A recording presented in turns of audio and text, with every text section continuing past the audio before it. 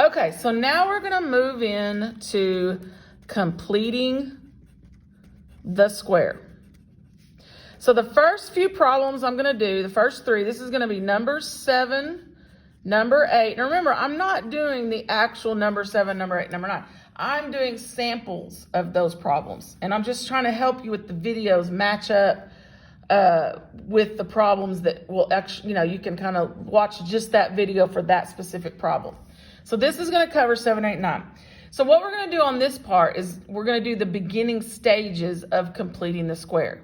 So what we're doing with completing the square, when we're solving using this, that means we have a quadratic equation.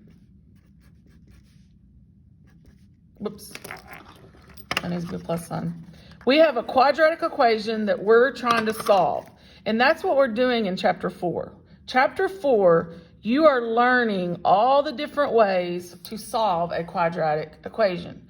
So far you've learned to graph, because remember back before Christmas, we learned to graph a parabola, and you learned that where the parabola crosses the x-axis, which most of the time it's 2 places, because a parabola is a U-shape, that is your 2 solutions. Those are your roots, or your x-intercepts. There's lots of different things you can call them. We learned to factor to find our 2 roots. We now have looked at the square root property, which we just looked at, and now this is going to be completing the square. The next lesson we do in this chapter is 4-6, which is the one we're always trying to get to, which is the quadratic formula. So that's the last one we'll learn on how to solve a quadratic equation. Okay, so this is the beginning stages of completing the square. The first thing you've got to learn how to do is to complete this equation so that is a perfect square right there. But it has to be a perfect, it can't just be any random perfect square. It has to be a perfect square that goes with this equation. So what we do is we make what are called perfect square trinomials. Trinomial has 3 terms. That's why it's called a trinomial. So basically we're trying to complete this. We're trying to put a number in there that completes this trinomial that makes it a perfect square trinomial. So what we do is we take this middle term, this 4, and we half it, so we divide it by 2, and we square it. That's the simple little formula to finding the perfect square for a perfect square trinomial. You half the middle number and you square it. Well, that's going to be 4 divided by 2 is 2. Then you're going to square it. Well, that ends up being 4. And then that goes in your box.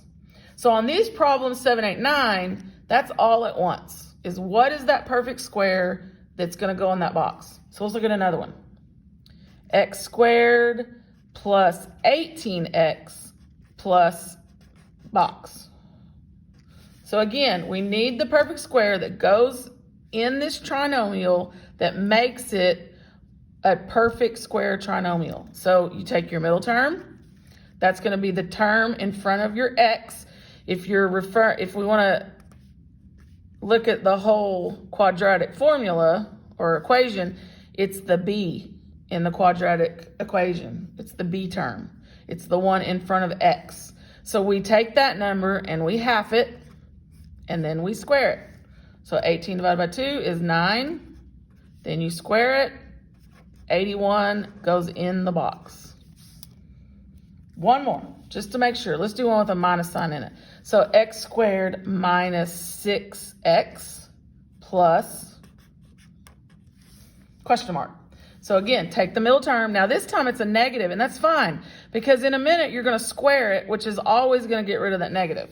So even if it's a negative, you half it, which makes it a -3. But see, when I square, anytime I square a negative, always gonna make it a positive. And there you go. That's your completed perfect square to make that equation, or to make that trinomial, a perfect square trinomial. Now, the last video is one problem over now putting this kind of all together, completing the square to solve the quadratic.